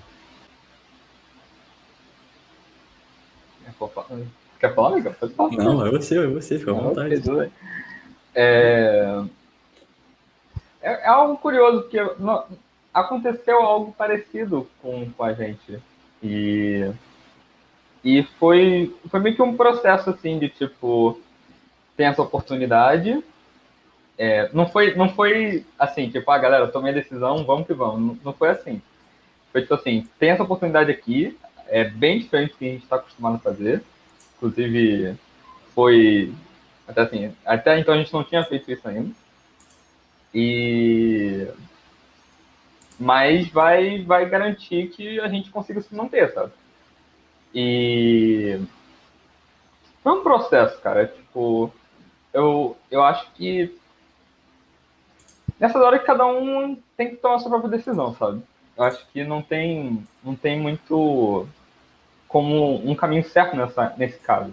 Eu acho que quem sair, a realidade é que você bota outra pessoa no lugar que quer, né? Eu acho que na questão de gestão, acho que essa é a questão. Obviamente você não quer perder certas pessoas, mas se a pessoa não quer, o que você vai fazer? Você vai recusar uma oportunidade muito boa, sabe? Eu acho que é muito complicado. E óbvio que é o que eu falei, eu acho que o ideal é que você converse antes, mas caso não tenha essa oportunidade, eu com certeza, tipo assim, eu não sou gestor, né? Mas acho que se eu fosse gestor, eu provavelmente aceitaria, que nem você falou. Eu tomaria essa decisão, conversaria com as pessoas e falaria, galera, preciso fazer isso daqui, a gente está com esse projeto aqui, eu não tive como recusar isso, vamos ver como é que a gente vai fazer, sabe? E dando certo ou errado, arcar com as consequências, sabe? Eu acho que também tem muito a ver com o estágio do estúdio. O estágio, assim, porque se você já é um estúdio consolidado e você já tem um bom faturamento, eu acho que muitas vezes você consegue negar algumas oportunidades que quando você está começando, talvez aquela oportunidade é o que vai permitir que você construa o estúdio da maneira que você quer, né? Então, sei lá, eu acho que para uma EA é muito mais fácil recusar um projeto que a empresa não está a fim de trabalhar do que um estúdio que talvez aquele dinheiro seja a diferença, né? Do estúdio acabar no ano seguinte, né? Ou de ainda ter um respiro, né? É um know-how também de dentro do estúdio, né? Se você, sei lá, tá acostumado a fazer jogo de corrida, quando você começa a fazer jogo de tiro, fica muito complicado para a equipe, no geral, tipo assim, mudar radicalmente o jeito que eles funcionam. As ferramentas que eles usavam agora vai ter que ser totalmente repensado, sabe? É uma mudança bem radical, só que. Mas, novamente, ainda é uma oportunidade muito grande quando isso acontece. E tem que ser avaliado, sabe? Acho que é isso. Dependendo dessa oportunidade de 5 milhões, talvez realmente vale a pena você repensar algumas coisas. Eu falo isso até na questão de recusar, tá? Porque eu não falo só de aceitar. Eu falo assim, até por experiência própria, de você entender que algumas oportunidades, na verdade, elas vão mais afastar o estúdio que você está formando daquilo que você quer, do que... Porque, assim, existem ajudas que momentaneamente podem até parecer que vão fazer a diferença, mas quando você bota no papel e para pensar, você vê que, na verdade, aquilo ali só vai fazer vocês talvez retrocederem, igual você falou, você nunca trabalhou num jogo de tiro. E aí, uma coisa é se alguém te oferece 5 milhões para fazer um jogo de tiro. Né? Não é essa a realidade que a gente lida, né? Normalmente você vai receber um dinheiro pequeno, né, por um work for hire pontual, que pode ajudar a sustentar a equipe durante um período, né? Mas será que isso vai ser o suficiente? Ou será que o quanto vocês vão retroceder naquilo que vocês estavam fazendo, né? Ou ficar paralisados, né? A ponto de justificar, talvez, né? Então aí entra muito nessa questão de você, da importância de ter uma pessoa que entenda as necessidades do estúdio e as necessidades pessoais de cada um, para conseguir, quando essas oportunidades vierem, né? Por mais que ele, obviamente, tudo tem que passar pela equipe, porque eu acho que ninguém pode tomar uma canetada ali e chegar no dia seguinte para aqui e falar, galera, é o seguinte, acabou, vai todo mundo amanhã trabalhar com isso aqui. Mas de ter sensibilidade até para conseguir direcionar a equipe no que realmente faz sentido para todo mundo, né? Até onde todo mundo quer chegar. Assim, eu acho que todo mundo tem uma régua também, sabe? Aí uma regra de 1 a 7, vai, onde 1 é a pessoa que é totalmente contra abandonar o seu sonho por dinheiro, e as pessoas que são 7, que tipo, mano, que sonho o quê? Eu quero ficar milionário, sabe? Quero ficar bilionário, quero ser o novo Jeff Bezos. E tem pessoas que estão no meio, né? Que eu acredito que seja a maior parte das pessoas. Então, o quanto as pessoas precisam receber para que elas aceitem fazer algo que não é exatamente o que elas querem fazer, mas o que elas precisam, né? Essa questão do preciso é uma realidade que é muito mais comum do que a realidade do que eu, tipo, posso, né? E, tipo, eu preciso trabalhar para ganhar dinheiro para pagar as minhas contas. Eu posso receber um pouco menos, porque agora eu tô numa fase da minha vida que eu quero fazer, tipo, jogos desse tipo, entendeu? Então, essa relação de preciso e posso também é muito importante, acaba definindo aí o quanto cada pessoa tá disposta a aceitar, sabe?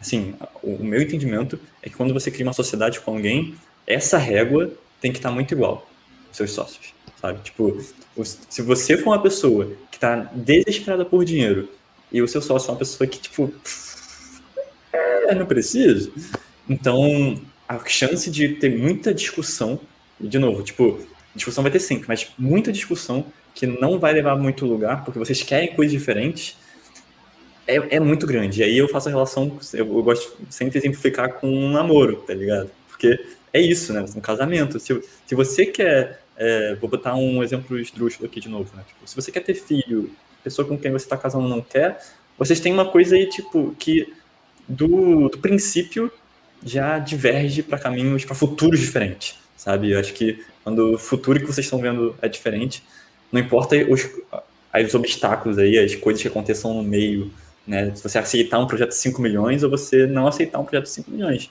Vocês sabem que no futuro, que no final, os objetivos são diferentes. Você quer passar uma mensagem, eu quero ganhar dinheiro, né? Então, tem aí uma diferença essencial. Eu vou botar agora o final, pra gente poder também começar a encerrar, que a gente já tá aqui no nosso prazo da hora, beleza? Vamos ouvir como é que terminou esse bate-papo, mas eu quero lembrar a todos vocês que este bate-papo inteiro está no Spotify.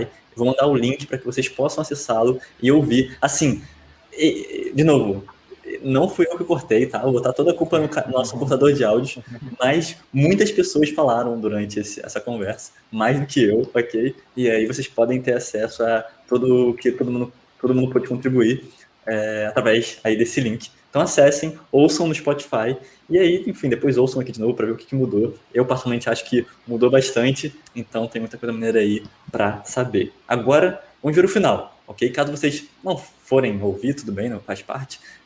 Vamos ver o que terminou nesse bate-papo aí sobre como chamar prazos e escopos. E não se esqueçam de se inscrever no canal, tá? Aí na Twitch, aí no YouTube, no Spotify. E agradecer especialmente ao nosso amigo Lucas MML, que fez uma inscrição, a primeira inscrição do canal, ok? Inscrição sem ser Prime.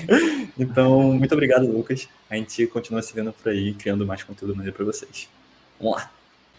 Me ajudaram aqui a ter umas ideias bem interessantes. Beleza. Feliz. Vai lá, Gabi. Solta a sua pergunta cabulosa. Isso foi muito da maior dificuldade que eu enfrentei durante o TCC, que é reagir como gente projeta problemas pessoais da sua equipe e até seus também, tipo, não, você tá com um artista que tá com uma depressão muito forte e como é que você ajuda ele, tipo assim, não piorar a situação dele e ainda não afeta demais o escopo do seu jogo? Ou um que você tem que conversar e falar, tipo, cara, o que você tá fazendo é bom, tá dando certo o que você tá fazendo, porque até então ele não tava nem vendo que ele tava conseguindo fazer alguma coisa. Como lidar com isso pra não afetar demais o escopo do seu jogo e manter, tipo assim, a saúde da sua equipe? Beleza. Então, novamente, eu sou bias, porque é isso. Eu sou o RH aqui da empresa, então eu vou puxar a sardinha pro meu lado, obviamente. Mas eu sinto que, na maior parte das vezes, as equipes, elas se importam muito com o que eu acabei alfinetando aqui no final da parada, que é o desenvolver. Beleza? Tipo, pra mim, desenvolver jogos é tranquilo, sinceramente. Se você sentar algum tempo, X, numa cadeira, for tentar aprender programação, arte, etc. É claro que cada um com a sua dificuldade você vai conseguir, mas ter essa soft skill de saber lidar com uma outra pessoa é uma parada que a gente não aprende na escola, tá ligado? É uma parada que, assim, até certo ponto, mas você precisa saber que a parte mais difícil, pelo menos ao meu ver, do desenvolvimento de jogos é lidar com outras pessoas. Tem aquelas pessoas que talvez sejam muito inteligentes, ou talvez sejam muito esforçadas, ou talvez sejam muito malucas, que fazem jogo sozinho, tá ligado? Eu acho que desenvolver jogos é tranquilo. Tem Salomão Miguel, marca aí. Que fazem jogos sozinhas, e até certo ponto elas quebram, né, dessa forma a parte mais difícil do desenvolvimento de jogos, que pra mim é se relacionar com outras pessoas. Você precisar se comunicar, você precisar alinhar desejos, você precisar lidar com a motivação de cada um. Cada vez que você adiciona uma nova pessoa na sua equipe, você adiciona uma nova variável totalmente variável nesse cálculo, tá ligado? Então, inclusive o Lucas, o cara das mãozinhas, ele compartilhou um link muito maneiro lá no Little Indie em empreendedorismo, talvez, acho que é empreendedorismo, que é sobre a visão da Supercell sobre isso, e eu hoje tomo ela pra mim, tá ligado? Vou compartilhar com vocês, que é o melhor jeito de você formar uma equipe é começando com 2 pessoas, porque a primeira equipe que tem que dar certo é a equipe de 2 pessoas. Se essas 2 pessoas elas se darem bem, elas funcionarem junto, você adiciona mais uma, depois que as 3 chegarem nesse patamar, outra, porque assim você está sempre incrementando a sua equipe também, incrementando com pessoas que funcionem com ela, entendeu? Tipo, se eu e você não nos dermos bem juntos, por que carambas a gente vai se colocar numa equipe com 5 pessoas, entendeu? Tipo, são as 4 fatorial chances de dar merda, tá ligado? Então, eu sinto que isso é importante para você startar uma equipe. Então, assim como o planejamento de um jogo e como você pode estimar melhor o escopo e o prazo, é mais fácil você solucionar um problema quando ele tá no início, beleza? Então, por isso eu falei sobre essas 2 pessoas. Agora, tem vezes que não dá pra escapar disso. Inclusive, leiam esse artigo. Eu recomendo muito. Ele fala sobre 10 coisas muito boas. Essa é só uma delas. Mas existem momentos que você não pode sair fugir desse grupo, né? Acho que no seu caso, você falou que tá na faculdade. Tem vezes que é isso. Galera, a gente chegou na primeira semana e falou assim, tem que fazer 4 pessoas, vão ficar 6 meses juntos, vai! É isso. E eu não conhecia ninguém, foi lindo. Atualmente eles melhoraram isso, você começa fazendo sozinho, depois do segundo período você faz com 2 pessoas, vai pra 3 pessoas, andando quase com a turma inteira. Pois é, eu acho que foi uma mudança maravilhosa, mas a gente chegou literalmente, olha a sua volta, você tem 30 desconhecidos na sua volta, escolham 4 pessoas e vão lá, se divirtam. Não sobra um grupo, nunca dá certo os grupos. Eu queria aproveitar que a gente entrou um pouco nesse assunto, acho que tá um pouco tangencial, então vou tentar ser bem breve. Teve uma coisa até que o Saulo Camarote da Behold falou na última SB Games, se não me engano foi ele, questão de crescimento da empresa, né? A empresa, para crescer e dar certo nesse crescimento, normalmente ela tem que crescer devagar, você tem que crescer um por um. Porque se você cresce 2, 3, 4 muito rápido, vai dar problema. Algum problema vai acontecer. Isso aconteceu comigo, né? Aconteceu com a Treforge, a gente teve alguns problemas de crescimento rápido. E não é só porque no geração, não, porque é isso, é uma equipe, como equipe mesmo. Você pode ter funcionário, você pode ter gente prestando alguns serviços. Pode não dar certo, tudo bem, mas essa coisa de você crescer como equipe, crescer rápido, é muito difícil. Então tem que tomar muito cuidado com essa questão de eu tenho mais dinheiro aqui, vou contratar 10 pessoas, vai ser lindo. Inclusive, a gente planejando escopo e planejando como vai ser daqui para frente o Deathbound na busca por investimento para a gente terminar o projeto. A gente levou muito em consideração isso. Tipo, a gente não pode simplesmente querer fazer um jogo enorme em 2 anos só porque a gente tem dinheiro. Não adianta dinheiro. O dinheiro não resolve tudo. Por mais que a gente tivesse dinheiro para contratar 10, 15, 20 pessoas, e ainda que eu contratasse bem, contratasse pessoas para administrar essas pessoas, né, que também é uma coisa que às vezes a gente esquece, que a gente precisa de pessoas para administrar pessoas, a gente vai ter problema por ter mais gente do que a gente é capaz de lidar num projeto, porque não tem experiência, a equipe não é engajada, não está junto, então tem que levar isso muito em consideração. Equipe crescer rápido assim, é muito perigoso e tende a dar problema. Eu ia levantar que eu acho que a pergunta foi feita com base na experiência de faculdade, né? De TCC. E que essas características de relacionamento com pessoas, acho que ela varia muito dependendo do ambiente. Né? Então, um exemplo. Por exemplo, já trabalhei em lugar que muitas pessoas tinham medo de fazer uma decisão técnica, de tentar mudar para melhor o projeto, porque no final das contas elas estavam ali, elas precisavam daquilo ali como sustento para poder sustentar os filhos dela. Então, ou seja, assim, dinâmicas, né? Um ambiente de faculdade, onde tem pessoas, em geral, jovens, que estão ali se formando, aprendendo, vai ter uma característica pessoal bastante diferente do ambiente numa empresa gigante, onde todo ano tem que estar lançando um jogo AAA novo, diferente para um time pequeno que está começando. Então, eu acho que, assim, que o caráter dessa relação e de como você deve abordar cada pessoa e o peso disso muda muito a cara. Talvez na faculdade faça todo sentido você mudar totalmente o rumo do projeto para poder ter uma equipe ali super saudável trabalhando. Talvez no ambiente profissional isso seja conversado de outra forma. Acho que muda bastante esse trabalho do gestor de pessoas, né? De saber, pessoa a pessoa, como lidar com essa situação. Cara, essa parada... acho que na mesma vibe do Levinsky, assim, acho que essa coisa dos problemas dos outros, né? Eles afetam diretamente a produção de jogo. E o que o Miguel falou é muito verdade. Assim, né? Fazer jogo é muito mais lidar com pessoas do que fazer o jogo em si. Né? Fazer o jogo é a parte mais fácil. E o problema é lidar com motivações, lidar com as pessoas engajadas. Né? Na faculdade, ainda mais, a gente tem muita coisa de tipo... ainda não se encontrou, não sabe o que quer, não sabe o que está fazendo... entre outros problemas, né? Enfim, então da idade, também, com a afinidade, enfim. Mas assim, resumindo, tipo, fazer um grupo pequeno sempre, tipo, o menor possível, de preferência sozinho, mas sozinho é ruim, né? Porque eu não gosto de trabalhar sozinho, por exemplo. Eu não faço grupo sozinho. Mas fazendo essa vibe, né, do Supercell, acho que faz muito sentido. Sempre está disposto a ajudar as pessoas, né? Eu acho que tem essa parada que o Miguel falou, do psicólogo e tal, cara, isso é muito tenso, assim, porque é uma coisa que está muito fora, né, da nossa realidade. A gente sabe fazer jogo, a gente não sabe atender e amparar problemas pessoais, traumas e coisas nesse sentido, né, das pessoas. Então, eu acho que o mais certo, quando você entende que existe isso, é você falar, cara...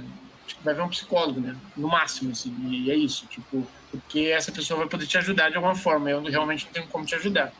E você suportar essa pessoa, não de suportar de que ela é um porre, né? De suportar de dar suporte para ela no que você consegue, né? Então, fazer a vida dela ser mais fácil dentro do seu grupo, né? Então, se ela tá passando por um perrengue, não adianta ficar querendo cobrar ela pra caralho, pra ela fazer as coisas. Se ela está com algum problema, enfim, libera ela dos problemas do seu trabalho, né? Porque é melhor para você, melhor para a equipe, melhor para ela, e você deixa o ambiente mais interessante para se trabalhar. Então, Tem várias formas, várias abordagens que dá para fazer com relação a isso. E isso é a parte mais difícil de desenvolver jogo, assim, é o que o Miguel falou, é lidar com pessoas. Já tava encerrando ali. Assim, ainda bem que o Lucas chegou para responder a pergunta dela, né? Porque ninguém tava respondendo o que fazer. Todo mundo falou sobre outra coisa, foi incrível, ótimo. Essa era a magia da mesa gigante, entendeu? Exato. Era a magia. Mas foram faladas coisas ali muito, assim, que eu 100% verdadeiras ali, né? Principalmente quando fala a questão de que é uma coisa que eu acredito que muita gente que está começando ainda tem na cabeça, né? De, se eu recebi 2 milhões de reais, é só eu aumentar a equipe e posso fazer um projeto gigante, né? Sim. Eu acho que não. Receber 2 milhões para fazer um projeto de escopo pequeno seria o ideal, né? Porque é isso, é gerir pessoas, é muita coisa envolvida. Uhum. Bom, fala aí. Eu só ia comentar, é interessante esse assunto porque tá falando essas coisas da Ubisoft agora, da Activision Blizzard, e tá sendo muito discutido isso sobre... Tá rolando muita cultura tóxica nesses estúdios grandes, né? As pessoas não se sentem seguras, rolam muitos abusos profissionais mesmo. Então, é muito importante ter esse tipo de pensamento, né? Acho que nem o Pereira falou no final. Tem diversas abordagens que você pode fazer, mas no fim é tipo comunicação e você ouvir as pessoas, você conhecer as pessoas. Acho que se você está de cima, né, você tem que saber escutar, você tem que ir atrás, não tem que esperar as pessoas irem até você, tem que se interessar em saber. E quando você está embaixo, você tem que compartilhar o que for confortável para você também. Você tem que participar da formação daquele lugar de trabalho. Você tem que ajudar a fazer aquilo ali ser algo agradável para você, você tem que, se algo está te incomodando, você, se possível, falar com quem é responsável, e aí começa as coisas de, se você trabalha no Ubisoft, você não está indo muito bem, não está dando muito certo, e aí está dando o que está, né? Mas, enfim, quando você é indie, acho que de forma geral, todo mundo quer fazer o melhor que dá. E acho que esse é o ponto. Eu acho que se todo mundo trabalhar junto e para construir um ambiente mais saudável, mais acolhedor, eu acho que vai dar super certo. Bom, gente, eu quero muito saber o que vocês que estão ouvindo a gente até agora acharam desse novo modelo, onde a gente está fazendo um remember aí dos talks passados. De novo, que bom que teve esse último áudio aí, onde mais 3 pessoas diferentes falaram. Essas 3 pessoas falaram ao longo de 4 pessoas, inclusive o Ian, a Gabi, o Ítalo e o Lucas. Essas pessoas falaram ao longo de todo o bate-papo, né? Então, ouçam se vocês quiserem, ou então fiquem aqui com a gente no Remember, que foi bem maneiro ver as coisas que mudaram, ver as coisas que permaneceram também, né? Que não é só mudança. E aí, deixem o seu like, sua curtida, tamo junto sempre. Muito obrigado, Kuroda, por ter aceitado participar com a gente hoje aqui. Muito obrigado, obviamente, a Du também, por estar sempre comigo, fazendo parte desse bate-papo. Tamo junto, foi ótimo. Kuroda, você quer compartilhar uma rede social aí, tipo, sua, da Little Giants? Fica à vontade. Cara, na verdade não. Acho que se a gente entre no Discord da Talk, acho que essa é a parte mais importante. Eu tô lá, se alguém quiser me encontrar, manda DM por lá no Discord. Dá feedback nos cortes. Dá feedback nos cortes, pelo amor de Deus. Assistam. Digam se tá bom, se tá ruim. E é isso. Muito obrigado aí. Então, muito obrigado, gente. Até a próxima. Vejo vocês na semana que vem com que tipo de assunto? Só vamos saber depois. Tchau, tchau.